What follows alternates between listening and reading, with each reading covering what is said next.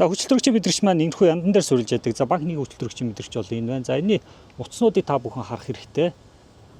За утаснууд зүгээр байна. За гал хамгаалагчид залгуур за залгуур дутуу залгагдсанаас за хөдөлтөрөгчийн сенсороос компьютер мэдээлэл авахгүй байна гэдэг үүднээс за хөдөлгүүр доголдож ажиллаж байна гэсэн. За энэхүү залгуураа залгаад хэдүүлээ дахиад талтайгаа устгаад үзье.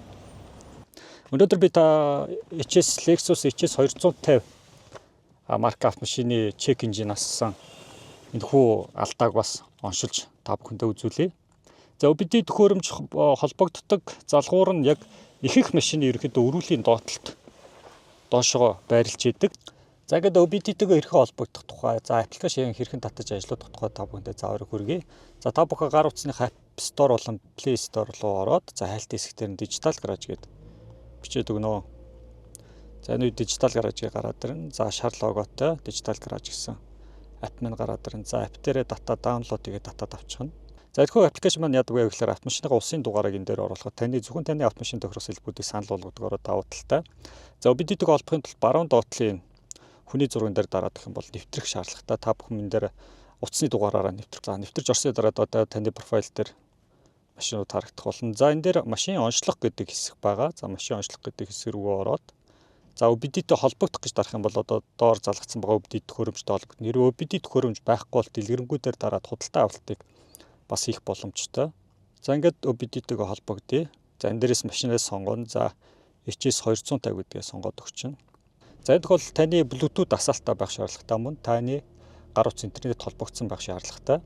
За автомашин хөдөлгүүр дээр маань за яндан мэдрэгч буюу хөдөлтөрөгчийн маань датчик сенсор мэдрэгч дээр маань за алдаа заасан байна гэж гарч байна. За энэ дээр маань алдаага устгах кноптой. За дэлгэрэнгүй алдаа P0031 гэдэг алдаа руу хажуудлын сум дээр нь дараад орё. За энэ үед таны алдааг за хэмэл оюухан дээр дүн шинжилгээ хийгээд танд одоо мэдээллийг хүргэнэ гэсэн үг. За энэхүү OBD төхөөрөмж байна. За монгол болон англи хэл дээр за хэмэл оюухныг гаргаж ирж байгаа. За хэмэл оюухан энэ дээр болохоор халагчийн хяналтын цахилгааны холболт банк нэгийн мэдрэгч буюу за банк нэг дээр байдаг ASHO2S гэдэг за хөдөлтөрөгчийн маань мэдрэгч гэмтсэн байна. За аюултай байдлын түвшин маань дунд зэрэгс өндөр гэж байна. За үндсэн шалтгаан. За энэ их сонирхолтой. За хөдөлтөрөгчийн мэдрэгчийн халагчийн цахилгааны холболтын утас гэмтсэн. За цахилгааны утас гэмтсэн бич болно. За хөдөлтөрөгчийн мэдрэгчийн халагчийн элемент дэвдэрсэн буюу за хөдөлтөрөгчийн сенсор маань өөрөө гэмтсэн.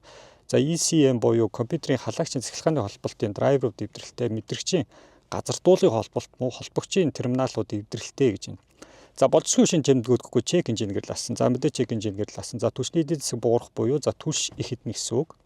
За халаалтын үед хөдөлгүүр доголдох. За хөдөлгүүр бодол халсан үедээ доголдох. За гибрид системийн үр ашиг буурах гэх мэтлэн за болцсгүй шин тэмдгүүд гарах нэ. За шалгаж үзхийн тулд хөдөлтөрөгчийн мэдрэгч part number 80467 310 гэдэг маань. За энэ их сонирхолтой.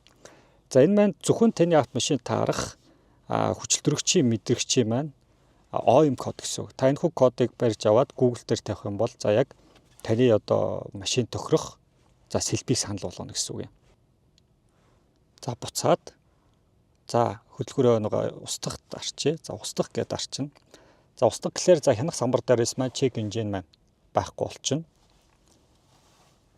За чек инжинээ унтраачлаа гэсэн үг. Энэ дээр болохоор хөдөлгөөрийн компьютероос энэхүү алдаа байхгүй гэдэг одоо рефреш хийж чаа гэсэн үг. За мэдээж яг нөгөө үндсэн гэмтлээ засаагүй учраас энэ чек инжин гэрэл маань дахиад дасна. Аян учраас та бүхэн маань эргээд яг одоо юун дээр гэмтэлтэй байна гэдэг шалгаж үзэх бас шаардлагатай гэж. Хэдүүлээ энэхүү машинд O2 сенсор яг юун дээр алдаатаагаас шалгаж үзцгээе. За хөдөлтөрөгчийн мэдрэгч маань энэхүү яндан дээр суурилж яадаг. За банк нэг хөдөлтөрөгчийн мэдрэгч бол энэ байна. За энэний утаснуудыг та бүхэн харах хэрэгтэй. За утаснууд зүгээр байна. За гал хамгаалагчид залгуур за залгуур дутуу залгагдсанаас за хөдөлтөрөгчийн сенсороос компьютер мэдээлэл авахгүй байна гэдэг үүднээс за хөдөлгүүр доголдож ажиллаж байна гэсэн. За энэхүү залгуураа залгаад хэдүүлээ дахиад алдаагаа устгаад үзье. За алдаагаа устгахчаа алдаагаа устгахсны дараа эргээд одоо дахиад оншилж байгаа гэсэн үг автоматар. Ягаад тэгэхээр зэрэг тэр алдаа бүрэн унтарч юу яаж үйж юу гэдгийг үзэж байгаа гэсэн үг.